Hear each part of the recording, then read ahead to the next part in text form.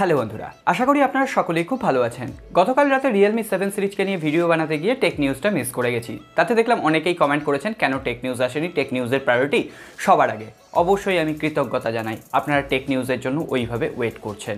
তো আমি চেষ্টা করব প্রত্যেকদিন টেক নিউজটা প্রত্যেকদিন সময় মতো দেওয়ার। হ্যাঁ, গতকাল রাতে আমার ভুল হয়েছিল, Realme 7 সিরিজের ভিডিওটা আজকে দেওয়া উচিত ছিল এবং টেক নিউজটা পরে দেওয়া উচিত ছিল। কিন্তু যাই হোক, ক্ষমা মার্জনা করে দেবেন। তো পরবর্তীতে এই ধরনের ভুল কিছু হবে না। তো চলুন আজকে দেরি না করে আজকের টেক নিউজ আরম্ভ করি। একদম আপডেটেড টেক নিউজ পাবেন আজকের জন্য। ভিডিওটি ভালো লাগলে অবশ্যই একটা লাইক করবেন, কমেন্ট করবেন, বন্ধুদের সাথে শেয়ার করবেন, আর নতুন বন্ধু হলে সাবস্ক্রাইব আর বেল আইকনটা অবশ্যই প্রেস করে দেবেন যাতে নেক্সট কোনো এপিসোড আপনার মিস না হয়ে যায়। আসুন আজকের ভিডিও শুরু করি। আজকের প্রথম খবরটাই আমরা শুরু করব একটা সাংঘাতিক খবর দিয়ে, যেটা পরবর্তীকালে আমাদের দেশের মানুষদের প্রাইভেসির ওপর একটা বড় ধাক্কা দিতে পারে। হ্যাঁ, এখন সিকিউরিটি রিসার্চার আপনারা অনেকেই জানেন, অনেক সিকিউরিটি রিসার্চার আছেন যারা কিন্তু সব সময় রিসার্চ করে চলে যে কোথায় সিকিউরিটির ফাঁক আছে, সেই ফাঁকগুলো খুঁজে বার করার চেষ্টা করে। এবং খুব রিসেন্টলি আমরা ফোন র্যাডার, আপনারা সকলেই নাম জানেন, ইউটিউবে তার চ্যানেল আছে অমিত ভাই তার ইউটিউবে একটা নতুন ভিডিও পোস্ট করেছেন, যেই ভিডিওটার লিঙ্ক আমি ডেসক্রিপশন বক্সে দিয়ে দেবো যাতে আপনারা অরিজিনাল কন্টেন্টটা দেখতে পারেন। এবং আমার পার্সোনালি মনে হয় এই খবরটা, এই ভিডিওটা সবার কাছে ছড়িয়ে যাওয়া খুবই জরুরি। আমি গতকাল অমিত ভাই, যিনি ফোন র্যাডার ইউটিউবে চ্যানেল আছে এবং তার ওয়েবসাইটও আছে, তার একটা ভিডিও দেখছিলাম যেখানে কিভাবে আমরা আমাদের নিজেদের পার্সোনাল ডেটার সাথে ফোন কোম্পানিগুলোর সাথে পয়সার সাথে কম্প্রোমাইজ করছি। হ্যাঁ, আমি অরিজিনাল যে ভিডিওটা সেটার যে লিঙ্ক আমি ডেসক্রিপশন বক্সে দিয়ে দিলাম, আপনাদের এই কন্টেন্টটা পুরোটা জানা উচিত। এমন কিছু চাইনিজ ফোন লঞ্চ হচ্ছে, বা যেগুলো একদম লো কস্ট মোবাইল, যেগুলো কিন্তু একদম সাধারণ মানুষ কেনেন, যারা কিন্তু ওই থেকে বেশি দাম খরচ করতে পারবেন না ফোন কেনার জন্য, সেই সমস্ত সাধারণ মানুষ ওই সমস্ত ফোন কিনছেন। এবং যেক্ষেত্রে দেখা যায় ওই সমস্ত মানুষও কিন্তু পড়াশোনার বিচারে অনেকটা পিছিয়ে। তো সেক্ষেত্রে ফোনে কি হচ্ছে না হচ্ছে, ফোনের কোন ফাংশন কীভাবে কাজ করে, অনেকেই কিন্তু সেটা বোঝেন না। এবং সেই সমস্ত কোম্পানির যে চাইনিজ ফোনগুলো আছে, একটা কোম্পানির নাম উঠে এসছে টেকনো, এবং সেই টেকনো কোম্পানির মোবাইল কিন্তু ভারতবর্ষেও বিক্রি হয়। যদিও সৌভাগ্যবশত ভারতবর্ষ বা বাংলাদেশের মতো দেশের নাম কিন্তু এই লিস্টে নেই। আফ্রিকার বেশ কিছু দেশ আছে, আপনি ওই অরিজিনাল ভিডিওটা দেখে নেবেন, ফুল কন্টেন্টটা জানতে পারবেন। যেহেতু টেক নিউজ বড় করছি না, ছোট করে বলে দিচ্ছি এখানে ঘটনাটা ঘটেছে। এই চাইনিজ লো কস্ট মোবাইলে একদম প্রি ইনস্টলড কিছু ম্যালওয়্যার দিয়ে আপনার কাছে ফোনটা বিক্রি হচ্ছে। এখন কোম্পানিদের দাবি করছে যে তারা অন্যান্য পার্টনারশিপে কাজ করে, যাদের কাছ থেকে তারা সফটওয়্যার নেয়, সফটওয়্যার ডেভেলপমেন্ট করায়, তারা হয়তো এই ম্যালওয়্যারটা ঢুকিয়ে দিয়েছে, কোম্পানি সেটা জানে না। এটাই অজুহাত দেওয়ার একমাত্র পথ, তাছাড়া কিন্তু কোনো রকম অজুহাত দেওয়ার পথ নেই। সেক্ষেত্রে দেখা যাচ্ছে কি, আপনি ফোনের ডেটা পুড়ছেন, 1 GB ডেটা, সকালে উঠে দেখলেন আপনার 1 GB ডেটা শেষ। 2 GB ডেটা পুড়ছেন, সকালে উঠে দেখলেন 2 GB ডেটা শেষ। আমি প্রথমেই বলেছি এই সমস্ত মোবাইল কারা ইউজ করেন, একদম পিছিয়ে পড়া মানুষ, যাদের কিন্তু অর্থনৈতিক অবস্থা খুব একটা ভালো নয়, এবং তারা প্রথমবারে অ্যান্ড্রয়েড শিফট করেছেন, তারা বুঝতে পারেন না। তো সেক্ষেত্রে তাদের ডেটাটা চুরি যাওয়া, তাদের ডেটাটা চুরি করা কিন্তু খুব সোজা। এবং সেই ডেটাটা কীভাবে, কখন, কোন উপায়ে যে কোম্পানিগুলো প্রতিফলিত করবে বা বেচে দেবে বা কোন উপায়ে কাজে লাগাবে, সেটা আপনারা জানেন না। হ্যাঁ, একজন সাধারণ মানুষ, একজন গরিব মানুষেরও ডেটা কিন্তু অনেক দাম হতে পারে।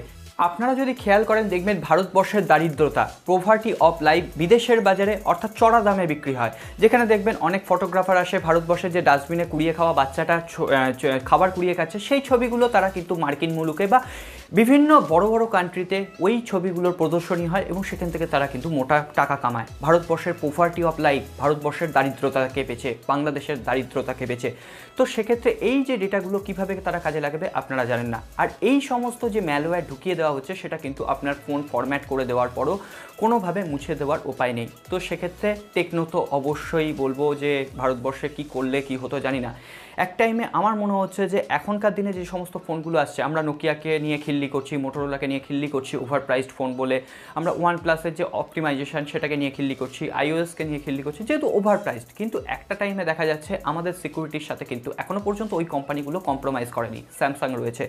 তো ভবিষ্যৎকালে কী হবে জানি না, ভবিষ্যতে হয়তো ওই সমস্ত কোম্পানিও আমাদের সিকিউরিটির সাথে কম্প্রোমাইজ করাবে। এমনও হতে পারে যে ওই সমস্ত কোম্পানিগুলো হয়তো আমাদের ডেটা বেচছে, ধরা পড়েনি বলে এখন আমরা ওদেরকে সাধু ভাবছি। জানি না ভবিষ্যতে কী হবে। তবে অবশ্যই বলবো আর্টিকেলটা পুরোটা পড়ুন। আমি আর্টিকেলের ডিটেলসটাও দিয়ে দিচ্ছি এবং ভিডিওটাও দিয়ে দিচ্ছি, অবশ্যই জানা উচিত আপনাদের।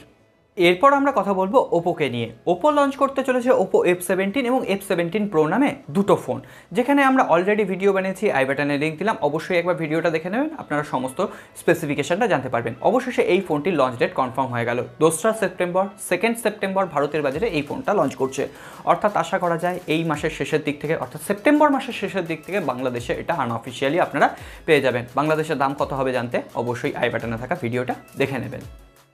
এরপর আমরা কথা বলবো স্যামসাংকে নিয়ে। স্যামসাং তাদের বাজেট ওরিয়েন্টেড আরও একটি ফোনের ওপর কাজ করা শুরু করে দিয়েছে, স্যামসাং গ্যালাক্সি A12। গত বছর আমরা পেয়েছিলাম স্যামসাং গ্যালাক্সি A11, গত বছর নয় এই বছরই প্রথম দিকে আমরা পেয়েছিলাম A11, এবং সেই ফোনটারই সাকসেসর হতে চলেছে স্যামসাং গ্যালাক্সি A12। এখনও পর্যন্ত কী প্রসেসর ইউজ করা হবে জানা যায়নি, তবে একটা ছবি সামনে এসছে যেখান থেকে দেখা যাচ্ছে ওই ইনফিনিটি ও ডিসপ্লে, 5 হোল ডিসপ্লে রয়েছে, এবং এই প্রাইস পয়েন্টে এখন যে সমস্ত ফোন আসবে আপনি ধরে রাখতে পারেন 5 হোল ডিসপ্লে পাবেন, এবং ট্রিপল রেয়ার ক্যামেরা রয়েছে, যেখানে 13 মেগাপিক্সেলের প্রাইমারি ক্যামেরা, 5 মেগাপিক্সেলের ওয়াইড অ্যাপার চ্যালেঞ্জ এবং 2 মেগাপিক্সেলের একটি ডেপথ মোড ক্রিয়েট করার জন্য, এবং আশা করা যায় 8 মেগাপিক্সেলের সেলফি ক্যামেরা থাকবে, 4000 মিলিঅ্যাম্পিয়ারের ব্যাটারি থাকবে এবং 15 ওয়াটের চার্জার থাকবে।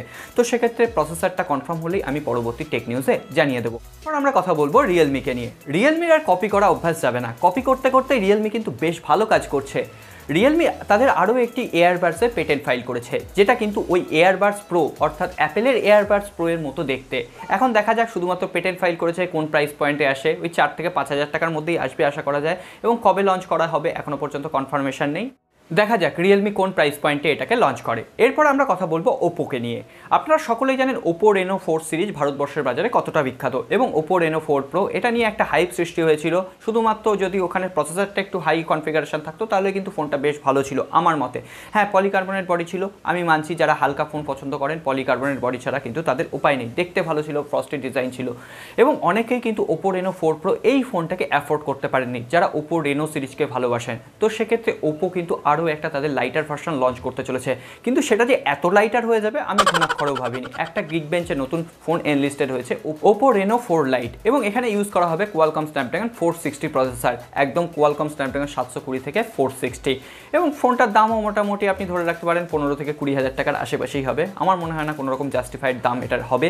এখন দেখা যাক কবে আসে, পরবর্তীতে ইনফরমেশন পেলে সবার আগে আমি আপনাদের সাথে শেয়ার করব। এরপর আমরা কথা বলবো এলজিকে নিয়ে। এলজি কিন্তু বেশ কিছু নতুন ইনোভেশনের ওপর কাজ করছে। আমরা কিছুদিন আগে দেখেছিলাম স্যামসাং যখন তাদের ফোল্ড ফোনকে এনেছিল, এলজি এনেছিল তাদের ডুয়েল স্ক্রিন ফোনকে।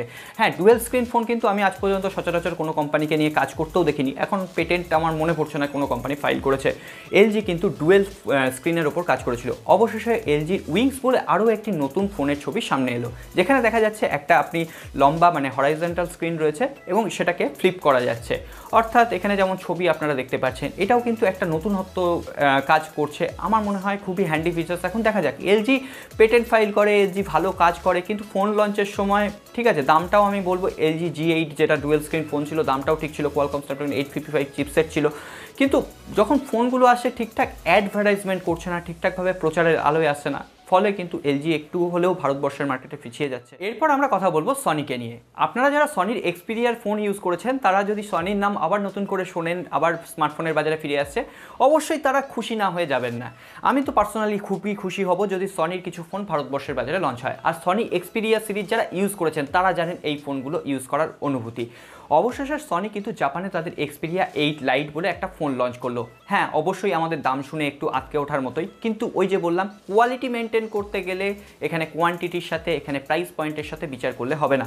ওখানে রয়েছে Qualcomm Snapdragon 630 processor, mid budget রেঞ্জের জন্য আমি যদি ইন্ডিয়ার বাজারে হিসাব করি 10,000 টাকার প্রাইস রেঞ্জের জন্য বেটার প্রসেসর। এছাড়াও ওখানে রয়েছে 6 ইঞ্চির একটি ফুল এইচডি প্লাস ডিসপ্লে, এছাড়া ডুয়েল রিয়ার ক্যামেরা রয়েছে, 12 মেগাপিক্সেলের প্রাইমারি ক্যামেরা, 8 মেগাপিক্সেলের ওয়াইড অ্যাপার চ্যালেঞ্জ। এখানে 12 মেগাপিক্সেল কিন্তু আপনি ওই ধরে রাখতে পারেন 64 মেগাপিক্সেলের সাথেই পাঙ্গা নেবে। এর সাথে সাথে থাকছে 8 মেগাপিক্সেলের একটি সেলফি ক্যামেরা। তবে ফোনটার পেছনের দিকে কোনো রকম ফিঙ্গারপ্রিন্ট সেন্সর দেখা যায়নি, একটু ধন্দ ছিল ফিঙ্গারপ্রিন্ট সেন্সর আদৌ আছে কিনা, তারপরে দেখা গেল না সাইড প্যানেলে ফিঙ্গারপ্রিন্ট সেন্সরটাও গুজে দেওয়া হয়েছে। এছাড়াও রয়েছে 1870 mAh ব্যাটারি। হ্যাঁ, আজকালকার যুগে 10,000 7,000 ব্যাটারির থেকে এটা নিতান্তই অল্প। এর সাথে সাথে এখানে আপনি IP58 রেটিং পেয়ে যাচ্ছেন, অর্থাৎ ওয়াটার রেসিস্ট্যান্ট। হ্যাঁ, এই প্রাইস পয়েন্টে কিন্তু কোনো ফোন আপনাকে ওয়াটার রেসিস্ট্যান্ট দেবে না, যেটা এই প্রাইস পয়েন্টে সনি দেয়। এরপর আমরা কথা বলবো সব থেকে গরম খবর পোকোকে নিয়ে। আগের দিনই আমরা পোকোর একটা প্রোফর্মা কিন্তু আপনাদের সামনে লিক করে দেখিয়ে দিয়েছিলাম। অবশেষে এই প্রোফর্মার এই ক্যামেরা হাউজিং কেমন হতে পারে তার বেশ কয়েকটি ছবি সামনে এসছে এবং সেখান থেকে দেখা যাচ্ছে একটু আনকমন লুক। প্রথম দিকে দেখলে অবশ্যই আপনার হয়তো ফোনটাকে মনে হবে একটু কেমন যেন রাক্ষস কক্ষস বেরিয়ে এসছে, সেরকম কিন্তু কিছু হবে বলে মনে হচ্ছে না। যখন ফোনটা, এটা হচ্ছে একটা ডেমো ছবি, এইরকম হতে পারে, এটা নয় যে এটা অরিজিনাল ছবি পোকো X3। যখন ফোনটা অরিজিনালি আসবে, ইমপ্লিমেন্ট হবে, লাইভ হ্যান্ডস অন ইমেজ আমাদের সামনে আসবে, তখন কিন্তু আমরা এক্স্যাক্টলি বুঝতে পারবো পোকো X3 কেমন দেখতে হচ্ছে। তবে কিছু ওই যে বললাম টুইটার বা লিকস্টার থেকে কিন্তু আমরা বুঝতে পারি যে এই ফোনটা স্পেসিফিকেশন কী হতে চলেছে। খুব একটা এক্সাইটিং কিছু লাগছে না। আমি চেয়েছিলাম অ্যামোলেড স্ক্রিন নেই, এখানে সাইড প্যানেলে ফিঙ্গারপ্রিন্ট সেন্সর দেখা যাচ্ছে। এছাড়াও 6.67 ইঞ্চির ফুল এইচডি প্লাস ফুল ভিউ IPS প্যানেলের ডিসপ্লে থাকবে, 120 হার্টজের রিফ্রেশ রেট থাকবে। তবে একটা জিনিস আমার ভালো লেগেছে, একটা সিঙ্গেল পাঞ্চ হোল ডিসপ্লের সাথে আসছে এবং সেন্টার পাঞ্চ হোল। এর সাথে সাথে এখানে থাকছে কোয়ালকম স্ন্যাপড্রাগন 732 একটা চিপসেট, ওই 730-এর একটু আপগ্রেড ভার্সন বলতে পারেন, ওই ওভারক্লক করে দেওয়া হয়েছে। এবং যেটুকু শোনা যাচ্ছে 5060 mAh ব্যাটারি থাকবে, ওই 5000 mAh একটা টিপিক্যাল ব্যাটারি থাকবে, 33 ওয়াটের একটা ফাস্ট চার্জার থাকবে। এখন যদি ঠিকঠাক প্রাইস পয়েন্টে, অর্থাৎ ওই Realme 7 Pro যদি ওই 20 থেকে 22 হাজারে আসে, এই ফোনটাও যদি ওই প্রাইস পয়েন্টে আসে, তাহলে কিন্তু আবার একটা জোরালো টক্কর হবে। Realme 7 Proতে আপনারা অ্যামোলেড স্ক্রিন পাবেন, এখানে অ্যামোলেড স্ক্রিন পাবেন না, এখানে কিছু একটা বেশি থাকবে। Realme 6 Proতে আপনি সেটা কিছু বেশি পাবেন না। এখন দেখা যাক। আর এই ফোনটা যদি 20,000 টাকার নিচে আসে তো অবশ্যই মনে হয় বাজার ভালোভাবেই ধরবে। এবং এই ফোনটা লঞ্চ ডেটও মোটামুটিভাবে কনফার্ম, এখনও পর্যন্ত কনফার্মই বলবো। বিভিন্ন লিকস এসছে যে 8ই সেপ্টেম্বর গ্লোবালি এই ফোনটা লঞ্চ হচ্ছে। তারপরে ভারতবর্ষের বাজারে কবে আসবে এখনও পর্যন্ত কোনো নিউজ নেই। ভারতবর্ষের বাজারে এলে বাংলাদেশের বন্ধুরা আনঅফিসিয়ালি পেয়ে যাবেন, এটা একদম শিওর। এবং বাংলাদেশেও মোটামুটি 30,000 টাকার প্রাইস রেঞ্জে এই ফোনটা আপনারা আশা করতে পারেন। এবং এটাও আশা করা যায় সেপ্টেম্বর মাসেই ভারতবর্ষের বাজারে এটা লঞ্চ হচ্ছে। সো বন্ধুরা, কেমন লাগলো ভিডিওটি অবশ্যই জানাবেন। হ্যাঁ, ভিডিওটা একটু বড় হয়ে গেল, যদি ইনফরমেটিভ কিছু চান অবশ্যই একটু ভিডিওটা বড় হয়ে যায়, তাতে আপনারা বলবেন যে কেমন লাগছে। আর যদি বলেন ছোট করে দিতে, আমি অবশ্যই ছোট করতেও রাজি আছি। সো আজকে আর কথা বাড়াচ্ছি না, অবশ্যই ভালো লাগলে একটা লাইক করবেন। এবার আসুন একজন বন্ধুর কমেন্ট পড়বে। গতকালের এক বন্ধু কমেন্ট করেছেন, আমি এই বন্ধুর কমেন্ট অবশ্যই পড়বো। আমার নাম কোনোদিন বলো না, 113 নম্বর সাবস্ক্রাইবার আমি। অবশ্যই প্রথম দিন থেকে সাপোর্ট করছো, তোমার নাম না বললে হয়। এভাবেই সাপোর্ট করতে থাকো, ভালোবাসতে থাকো।